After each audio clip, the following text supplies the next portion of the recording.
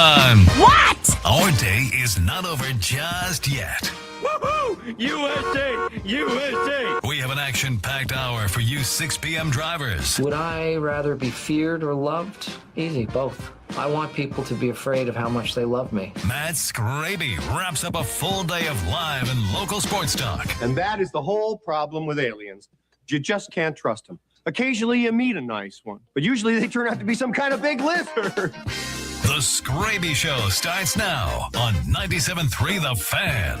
Hello and welcome into the Skraby Show for June 1st, 2026. Thank you so much for joining me, and thank you so much for listening today. You can watch the show if you're in a place to do that. You can go to YouTube at The Skraby Show on YouTube. Also, 97.3 The Fan on YouTube. You can go to Facebook, 97.3 The Fan. My Twitter, at Matt Skraby. 97.3's Twitter, 97.3 The Fan SD. We got a lot to talk about tonight. We have, a lot of coming to terms with things for myself over the weekend. We'll get into that in just a second. I'll play the audio of Chris Rose talking about his prediction for Mason Miller this year, which I'm telling you people, it's not great. We'll also talk about, at the end of the show, we might get into this stuff, but there was an article in the Sports Business Journal that I saw that it was very interesting to me, and it was about what if concessions at pro games or any sort of sporting event, what if concessions were included in the ticket price? And so there's a college out there, and they have included everything in their ticket price, and it seems like their fans are really, really enjoying it. So I gotta say, before we get started with everything, we have the Women's College World Series on right now, Alabama and Texas Tech. And we've had it on for a while, big, high-profile event. And the only time I usually watch college softball is during the Women's College World Series. But Chris and I were talking, some of these women can hit. Like, someone just went deep on the best pitcher in college softball, apparently.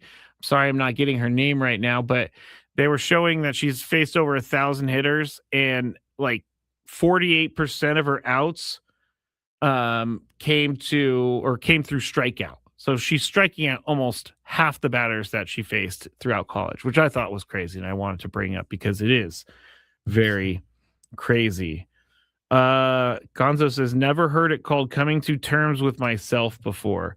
Yeah, I haven't heard it either. That's how it came out of my mouth. So we went with it. But I came to terms with myself because I sat here all last week on the Skraby Show and said this was just a bad stretch of Padres baseball right now. I do still believe that. I do still believe that this is a bad stretch of Padres baseball right now, but I can't defend bad baseball, and we saw instances of that over the weekend. I mean, you got to think that this is one of the most frustrating parts of this season for me. Whenever it seems like they're putting it together, whenever it seems like they're turning that corner, it ends up not continuing the next day. And if it does continue the next day, at some point that momentum is halted. And I feel like that's what happened over the weekend. And you win the first game on Friday, 7-5. Jackson Merrill has a massive home run. He said after the game, it just felt good to hit the ball hard for the first time in a while. And he said that's the hardest he's hit a ball in a game in I think it was 3 weeks or something like that. So he hits a home run. You're feeling good about yourself.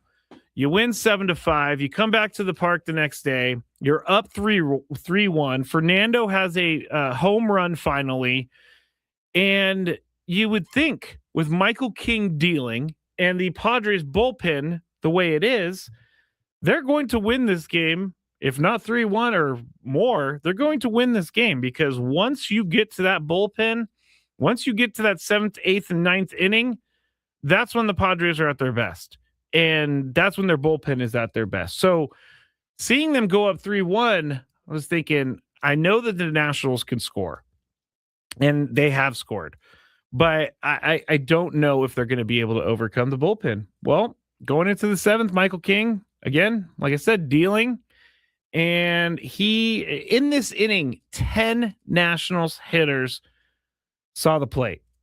You come up to the inning, or to the, you come into the inning with a 2-run lead. And they have 10 guys to come to the plate, and they score 6 runs. And at that point, the wind is just completely taken out of their sails. And it was going to be a really, really difficult comeback after that. And coming back late in the game is also not something that they should be getting used to, even though that's how a lot of their comeback wins have happened this year, is late in the game. But you also had stuff loading the bases in the 8th. And, Xander Bogaerts' ABS challenge puts him on first. And so you got the bases loaded, and they can't do anything. It ends up in a Ty France ground out. Now, Ty France has been great, and I know that's how baseball is going to end sometimes. I know that's how things are going to go. But it's happening more and more and more. And bad baseball is not something that I can defend. And when you're getting the bases loaded and you're not able to get anyone in, just 1 run, like those are the opportunities that you need to take advantage of. And I was talking to my friend over the weekend. She was like, she always says this: you cannot, quote, be a serious team, end quote, if you can't, and then she follows up with something like this: if you can't take advantage of one of the worst bullpens in baseball. Not even that. Their starters aren't even that good. So going into the weekend, I'm thinking Nationals give up a ton of runs. Their pitching is not great. And this team should be able to get some runs on the board, should be able to get some hits on the board. They got some hits on the board, but they did not get the runs on the board. The Padres scored 2 runs in 6+ innings against Zach Littell yesterday. He entered the game with a 5.23 ERA, and the bullpen came in and just shut the Padres down. So this is where I definitely get a little angry and get a little concerned, because it's just, this is not baseball that's going to get you into the playoffs. This is not baseball that's going to win you any sort of series in the playoffs. I mean, if these guys don't start hitting soon, like just one of them needs to start hitting. If one of those guys starts hitting, it's gonna help out the offense just enough, and then other guys can start hitting. But Manny Machado is he has 10 home runs. He's hit some pretty big home runs this year, but outside of that, he is not getting. He's not being Manny Machado. He's not even hitting for contact right now. He's hitting under 200 this season still. And he's played 56 games. He's hit 174 right now with a 620 OPS. Like, that has to change. And if that does not change, then they will not be looking at the postseason. 174 from your, I believe, highest paid player on the team. Now, Manny is a very calm, cool, collected, confident guy. And, he's had some quotes lately like, just need to get it going in the right direction. Just need some of those balls to fall in for hits, things like that. But we're 56 games into the season. And he's had 6 doubles this year. Again, 10 home runs, which is a lot for a guy who's hitting 174, and 30 RBIs. If the superstars are not going to superstar, then this team is in big, big, big trouble. Now, on the positive side, I was going to try to make this a positive, but I've seen a lot of negative reactions to Craig Stammen, calling the play to steal a base, and then they get caught they get caught and the runner's no longer in scoring position because there is no runner on base anymore. And I'm okay with this. Craig Stammen said, this is our identity. I am very okay with him being aggressive while they're behind in the game. It's who they are, number one. Number two, the way that the offense is going right now, you're not going to score many runs. So if you do get someone on base, you have to try and get that person into scoring position. And if you do, you need to drive them in. I know it's not that easy, but I had higher hopes for this offense going into the series against the Nationals. I had much higher hopes. And so last week I'm sitting here saying it's a bad stretch. It's a bad stretch. Again, I still believe it's a bad stretch, and I'm not willing to give up on this team yet. But this weekend did nothing for my confidence. This weekend did nothing for my confidence in this offense to turn around. If you cannot take advantage, again, I'll say this. If you cannot take advantage of what is being given to you, and you cannot take advantage of the poor pitching that the Nationals had, then I am perplexed. I am perplexed. This is not a season I think anybody thought would have. Okay, let's transport back to spring training. And I say 55 games through, Padres are 7 games over 500, but Manny, Jackson, Nick Castellanos, these guys are all hitting under 200. You would laugh because you wouldn't think it was possible. But they are still sometimes, or it's just, I've already got in circles on this. But what I do want to say is, like, they can figure this out at any point. So I'm going to say this now after just crushing them for the last 10 minutes.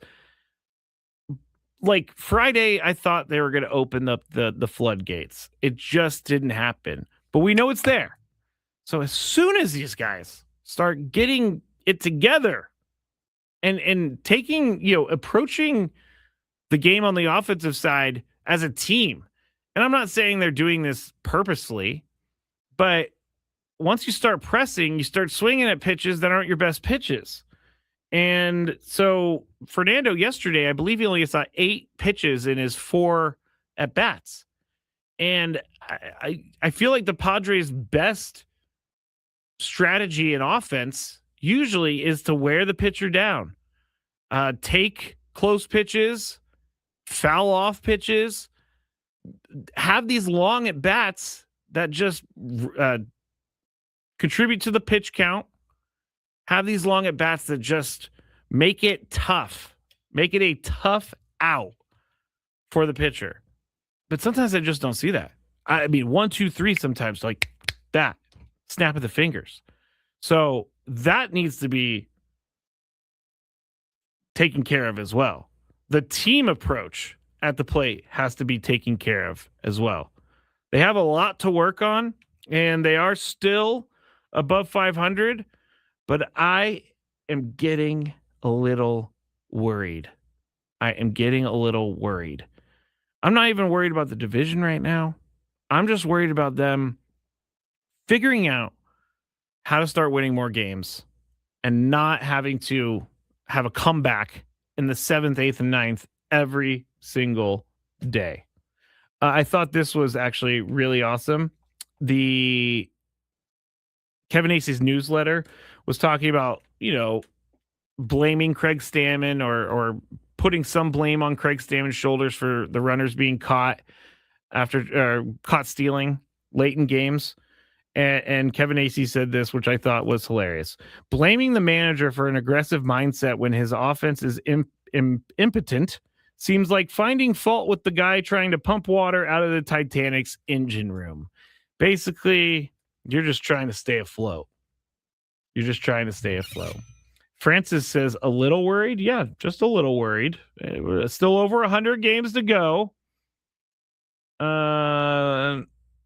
Joseph says, are you on Elo's side now in regards to how worried you are? No, I am not on Chris's side.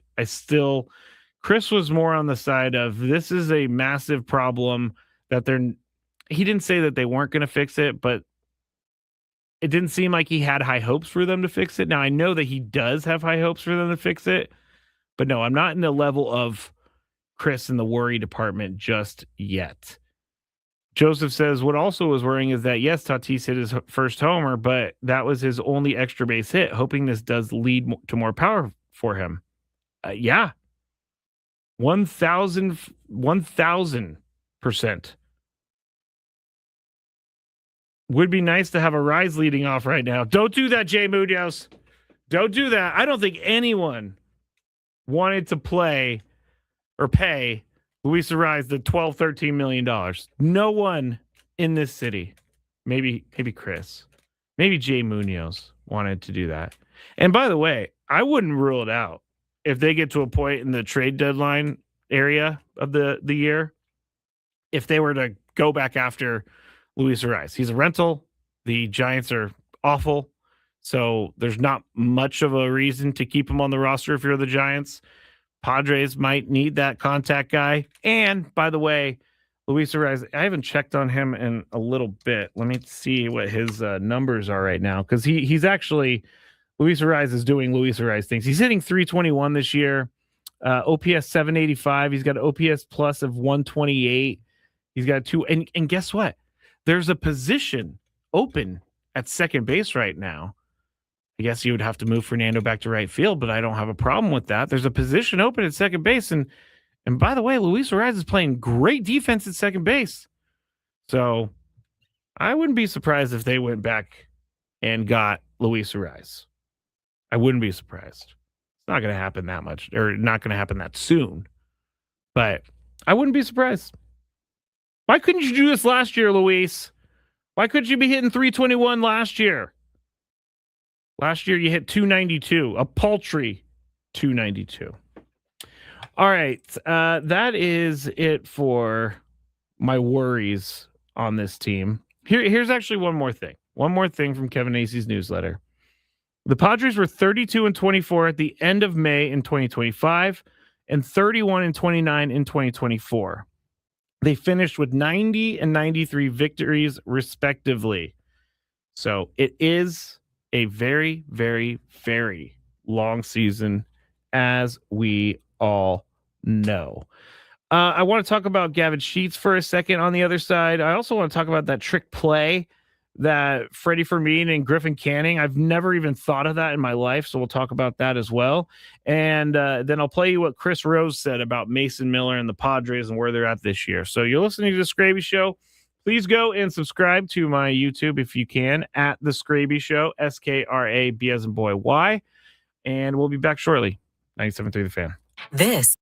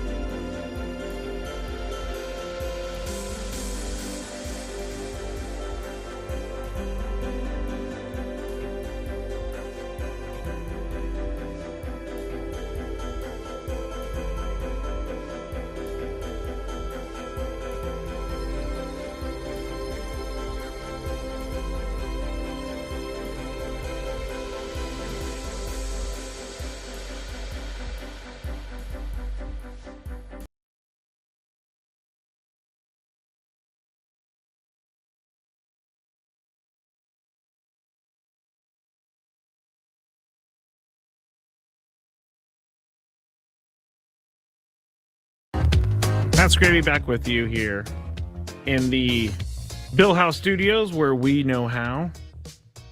If you would like to watch, you can. Just go to the 97.3 The Fan YouTube or the Skraby Show YouTube. By the way, a lot of people have been signing up for the Skraby Show YouTube, so I appreciate everybody who has. And if you can, please go and subscribe at the Skraby Show. We're going to talk about what Chris Rose said earlier today about Mason Miller. And we're also going to get into, I want to get into this real quick because I just talked about how the Padres haven't been able to string together at bats, and the Padres haven't been able to find any sort of rhythm at the plate here in the last couple weeks. Craig Stammen said this after the game yesterday. Quote, we just haven't collectively been able to put at-bats together, 1 through 9. Put 3 together, and then the fourth one just kind of ends the story really fast. So we've got to figure out a way to take at-bats for the guys behind us, in front of us, team at-bats as we go. And as a coaching staff, we've got to figure out how to get that into the players' heads, and we've got to figure out a way to coach them to be able to take at-bats like that and find out what their mindset is when they're taking those at-bats, whatever they're thinking, whether they're thinking that way or not. And I think a lot of times they are thinking that way and we're just not able to get it done. I think it goes back to what did Mike Tyson say? Everybody has a plan until you get punched in the mouth. It seems like they do have that plan of team at bats. Let's make the pitcher work. Let's take what's given to us. If we need to, go opposite field and just poke one through to score a runner, let's do that.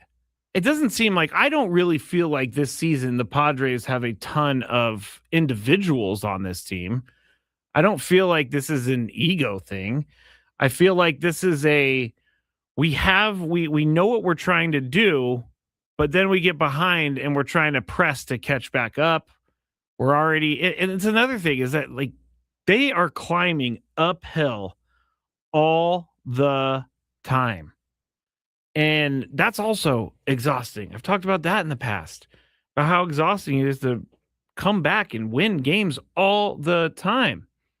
But I would like for, maybe 3 or 4 games in a row where the Padres are able to score first, because it just seems like it's very depressing and it's very defeating when the opponent scores before the Padres. And I think I feel it from the dugout too.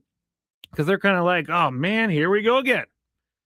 Here we go again. So whatever it is that they just aren't doing. And you know what? I even started looking into hitting coaches stuff this weekend because I knew that surprisingly, I haven't seen too many hitting coach comments today.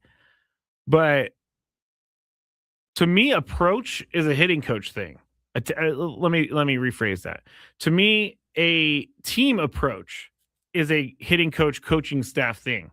You, as you just heard from that Craig Stammen clip, you have, or quote, you have to, as a coaching staff, be able to figure out how to motivate the players or how to get the players to all buy in, not buy in, that's the wrong way to say it, to all execute the game plan. And when you don't execute the game plan, you're not going to win. Most likely. Now, they got away with some earlier in the year, but those wins that they got early in the year are not going their way at this point in the year. So if that is indeed a problem, team approach, then I can look at the hitting coach for that. Guys not hitting the ball, that's on them. Like individual players not actually hitting the ball, that's on them. But when your job is to be an offensive coordinator of sorts, you're supposed to find a way to get your team to execute the game plan. And that's not happening right now. So I will put that on the coaching staff, the hitting coach. Preparation and things like that is 100% a coaching staff type thing. The players need to execute what the coaching staff comes up with. And it doesn't seem to be happening right now. So That's just really where we're at right now. Going into this next 3 games, I'm quite nervous for these next 3 games. Aaron Nola is pitching tomorrow night for the Phillies. Christopher Sanchez pitching Wednesday night for the Phillies. And then Zach Wheeler pitching Thursday morning for the Phillies. So it's like, if you're going to find it, you're going to have to find it against the best. And you know what? Sometimes I think like the Padres do well when their backs are against the wall. I don't think they do well. I know they do well. We've seen them do well, but it's just right now, it's just not a complete team effort. Also, like Michael King the other night, going back in there in the 7th inning.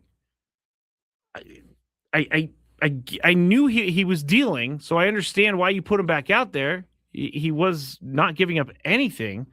But once he kind of showed a little bit of trouble, don't you get him out of there?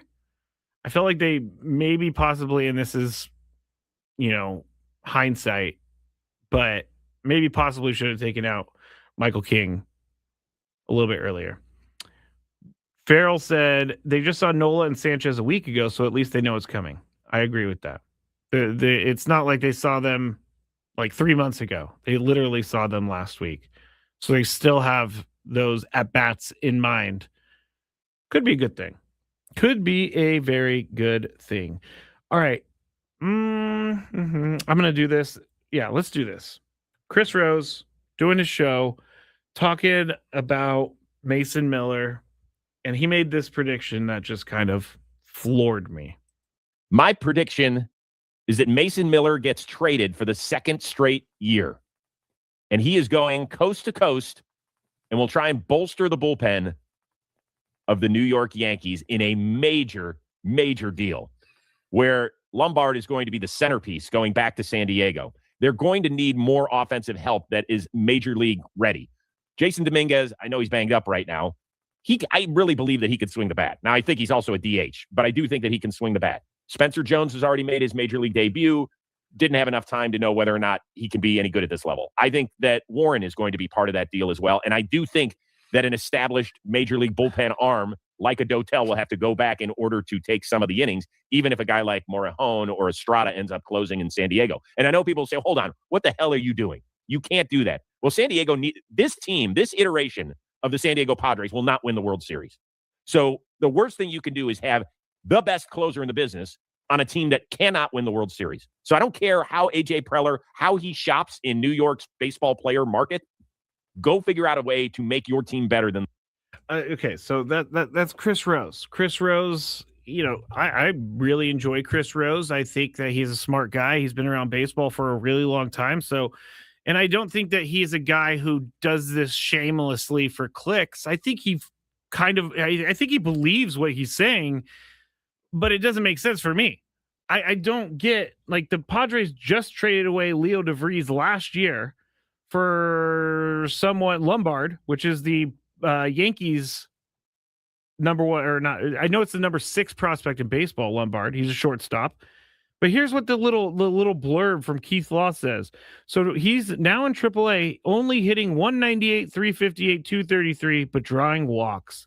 He's had some bad luck already, but he's been somewhat passive as he was after his promotion to AA last year. He's a gifted shortstop, blah, blah, blah, blah, blah. This team does not need prospects.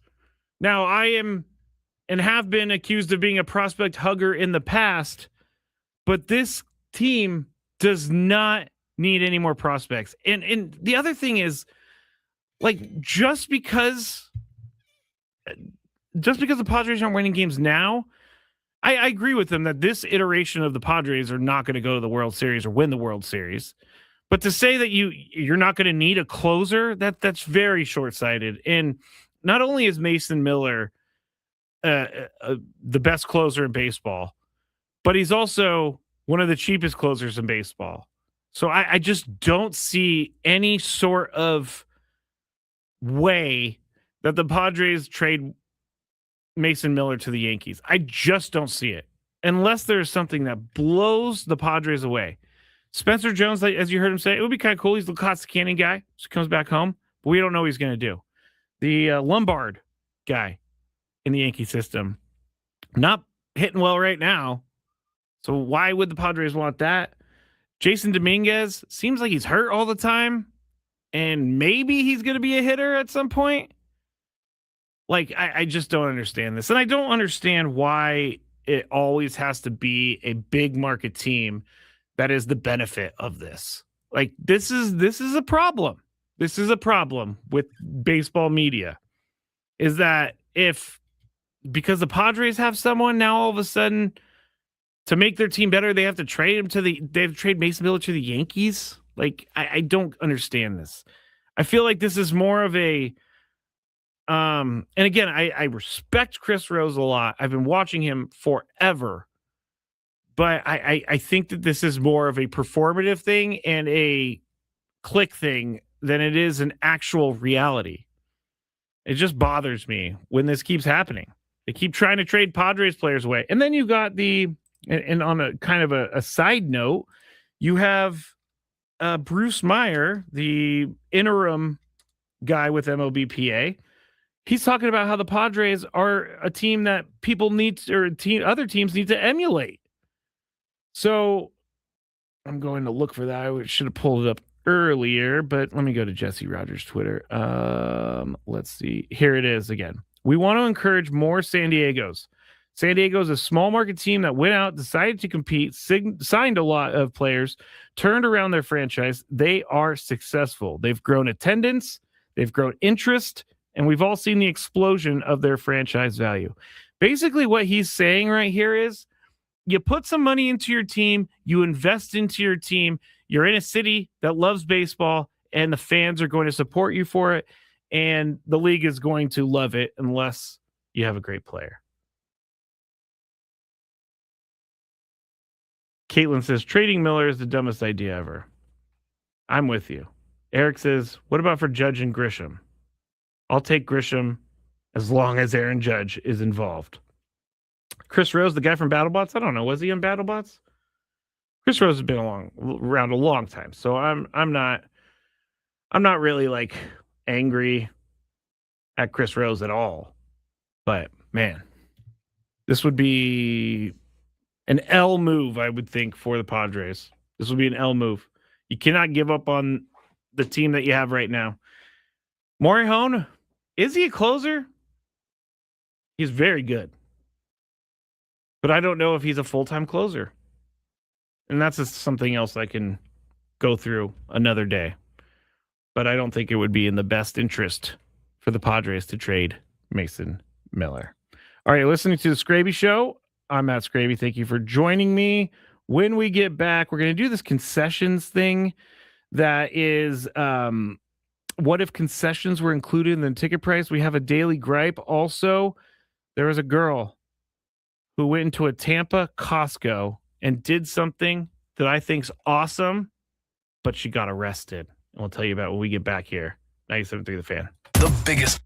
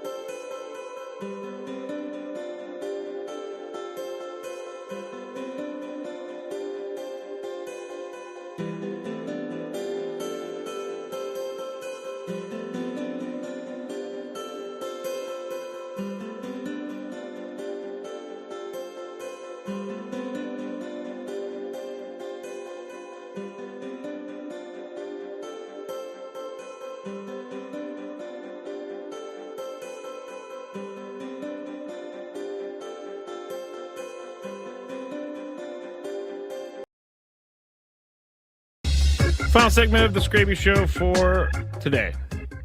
We will have another Skraby Show on Thursday. Good thing about playing on the East Coast is you get a couple more Skraby shows than you usually do. Yeah, than you usually do. You can watch if you want on Facebook 97.3 The Fan or YouTube 97.3 The Fan or my YouTube at the Skraby Show. So I was going through Twitter there in the break, and I typed in Jace Bowen, and we had this guy on our show last trade deadline, Clark Farenthold. I'm sorry, Clark, if I did not say your name correctly. And by the way, Clark, my new nephew is a Clark, so now you know another Clark. Anyway, he posted a video of Jace Bowen hitting a home run. Who, if you haven't heard, Jace Bowen is reportedly going to be brought up to the big league club, and I don't think any moves are going to happen until tomorrow, so we're not going to know who's going to be off the roster or who's going to the IL or whatever. But Jace Bowen has been really, really hitting the ball well in AAA, and his max exit velocity with El Paso, 112.6 miles per hour. Among Padres currently on the roster, only Fernando Tatis Jr. has logged a higher exit velocity this season. So can he hit the ball hard? You better believe he could hit the ball hard. Again, I'm not thinking that he's going to come in and just be this revelation for the Padres and he's going to completely turn everything around. But he did have a really good spring training and he's got power. And I have a feeling that Jace Bowen will likely take Bryce Johnson's spot on the roster. And the one thing about Bryce Johnson that you just can't look past is that there's just no power there. And with Jace Bowen, there is the threat of power. But with Bryce Johnson, you're not going to get any sort of power. Bryce Johnson is a defensive replacement. He's a pinch runner. But when he's up at the plate, you're not expecting for a double or a home run or anything like that. You're just not expecting it because it just doesn't usually happen. So I hope that they don't DFA Bryce Johnson because I still think that he is a valuable part of this team and organization. Wait, Bryce Johnson has no options? Oh, this would completely... Man, did I mess this up? If Bryce Johnson has no options... I thought I read this earlier that he had options. He does not have options. Thank you, Trevor. Oof. All right, well, this is somewhat embarrassing. But now that he's out of options, that changes everything. I think that means that Bryce Johnson will be DFA'd. Because if he doesn't have any options, then it's just you can't option him back to the minor leagues. Well, thank you, Trevor, for pointing that out because I would have gone into this whole thing. Well, you can't have Bryce Johnson in the minor leagues, blah, blah, blah. Now, if Bryce Johnson goes through waivers and he doesn't get picked up by a team, the Padres can have him back. But, man, that just changed everything. Unfortunately, I do think Bryce Johnson's going to be the guy. Someone else said Sung Moon Song could be the guy. I just don't know that they're going to. I think they'd rather have him learn at the big league level than at the minor league level. That's I would be sad if Bryce Johnson left the team. I would be. He's been a big contributor, but obviously with the roster the way it is right now, they don't really have a spot for someone who's not going to hit for power. Nick Castellanos, though, had a hit yesterday. I don't know, hitting under 200, hitting a home run once every 30 at bats, more than that. I keep saying 30 at bats, but it's more than that. It's like 60 at bats. I don't know. I don't know how long you could stay on the team when if you're not hitting for average and you're not hitting for power, which is kind of what Nick Castellanos is doing. He has the home runs, but they're few and far between. I don't know how much longer he has left.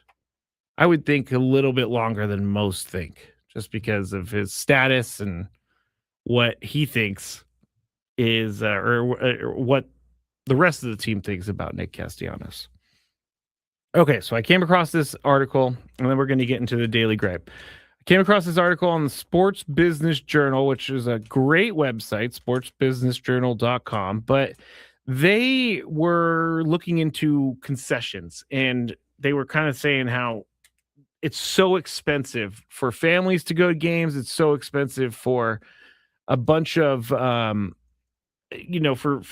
anyone to try to go to a game and eat, because it's going to be over $100, no questions asked. Probably more like over $200, no questions asked. But there have been some venues here in the United States that have done this whole concessions as a part of your ticket thing, and they seem to like it. I didn't realize this, but the PGA Championship included food and non-alcoholic drinks, and for all 200,000 fans. So you could go up to the area, you could grab your stuff, you could go. You don't have to wait in line, you don't have to pay any of that. It's already baked into your ticket, and people did not think the ticket prices were a little too expensive. They thought the ticket prices were fine. So they ended up, for 200,000 fans, it ended up working for a golf event. At the Kentucky Derby, 75,000 premium patrons had everything included, including higher end food and alcohol. So if you buy an extra little, I guess these are like theme game tickets or something like that. Now, Coastal Carolina University offers up to 21,000 fans food included with admission at home football games, and they're seeing a lot of people buying tickets because of this. And even the 49ers do this. 44,000 San Francisco 49er fans, about 64% of the capacity, consume food and beverages included with their season tickets. Now, a lot of people are thinking this would work and it would help sell season tickets, especially if season tickets, and this is another part of what they're doing, is season tickets. If you package it with, hey, you don't have to, you can get 3 hot dogs a night and 3 drinks a night with your season tickets. I don't know. I'm just throwing it out there. I think that would be a sweetener. Now, for season tickets, I think you'd probably have to throw in some alcohol or throw in some more expensive stuff. But I think people would be interested in this, because I know that when I go to go buy something at the concession stand, I look at the prices and I almost turn around and walk away. I almost do, because the prices are expensive right now, like really expensive. So if I could buy a ticket and pay an extra $15 and get 3 hot dogs and 3 drinks, I may do that. I may pay the extra 15, because one hot dog is probably like $7-8. So you get those 3 hot dogs, it's over already what you paid extra for the ticket. Even if you do $20 extra for the ticket, I think people would, the cash flow would be better for these organizations and franchises. I just thought it was interesting. I don't know if you are interested in this, but there are a lot of teams that are starting to do this, and the 49ers are actually one of the few professional teams that have done this so far. But it's going to be hard to convince some of these people or some of these teams that it's better to include the food, because I'm sure those concession numbers and the money numbers or guaranteed numbers that come in are a little too hard to look away from, because you're already getting that money right now, and you don't have to do any experiments or do any sort of market research, anything like that. What's annoying Skraby today? Let's find out. It's time for the Daily Gripe.